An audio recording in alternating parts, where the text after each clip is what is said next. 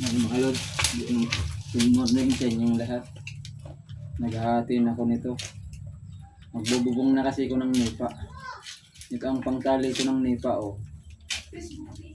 Ganyan ko maghati.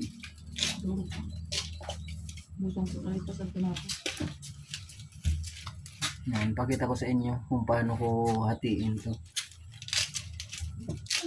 Ito na kasi ang puso ngayon. Ulit na lang bibisahan ko. Hindi na kasi uso yung tawag dito sa amin, yung uwoy, saka ratan, Nasa kasi sir. saka tansi. Ito na talaga ang uso ngayon. Tinanggalin na yung Madali lang nitong maghati. Ang isang ganito, napag-aapat ko yan. Napag-aapat. Hinati ka muna sa gitna. Wala, hinati ka naman. kuha ng gulay. Mamaya kasi magbubungan ko na yung tubo. Kaya, pinagati ko na itong itatali ko ng nipa. Pero may isa. Tungkol na burrito mo.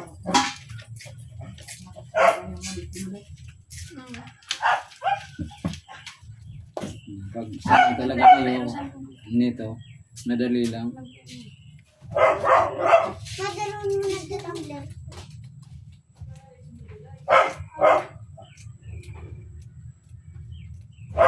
Yan, comment nga kayo kung anong, pag nagbububong kayo, anong tinatali sa mga nipa.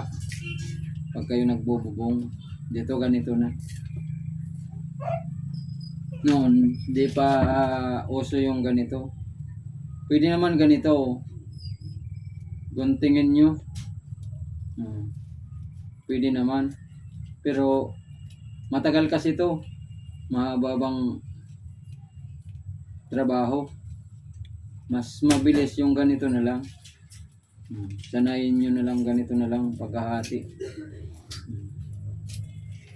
Pag na-practice na kayo paghati nito.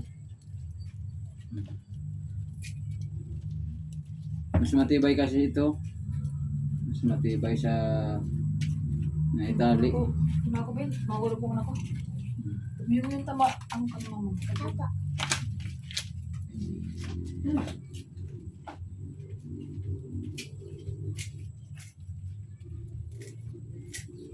Kaya kubo man lang kasi binubong ko kasi doon sa kubo nipa para presko. Presko kasi yung nipa. Pag binubong mo yung ginamit mo sa bubong yung nipa. Yung sim kasi mainit yun.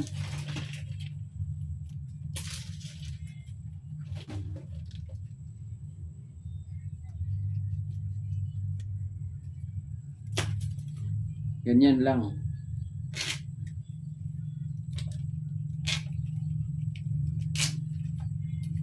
Tansyahan lang para parehas yung pagkahati.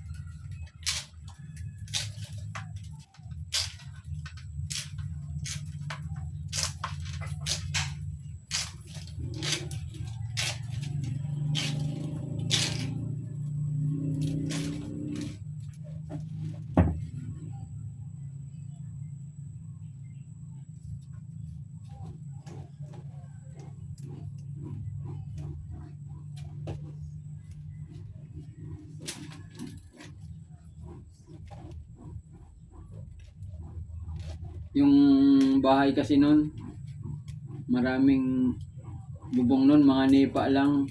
Pero ngayon, bihira na yung mga nipa. Noon, karamihan mga nipa lang yung mga bahay noon.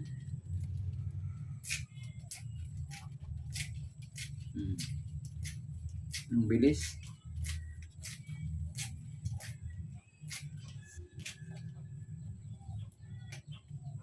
Ngayon, bihira na lang kasi yung bahay ngayon na nipa yung bubong. buhos na.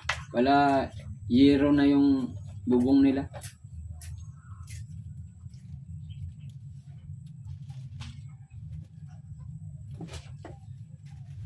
Kaya, kung di pa kayo nakapag-subscribe sa YouTube channel ko,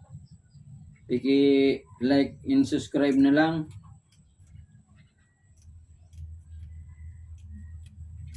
Para masubaybayan nyo yung araw-araw na trabaho ko at mga kwento kung anong mga ginagawa ko araw-araw.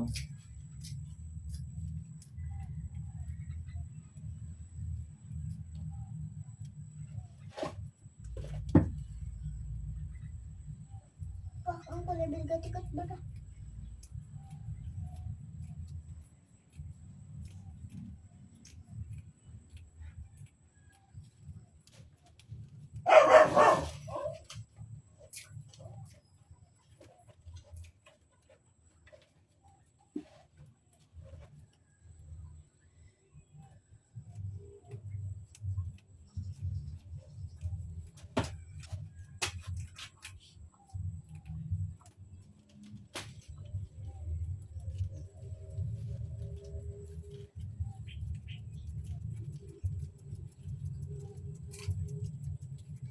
I-comment na lang kayo kung taga saan kayo para malaman ko kung saan nakaabot ng video ko.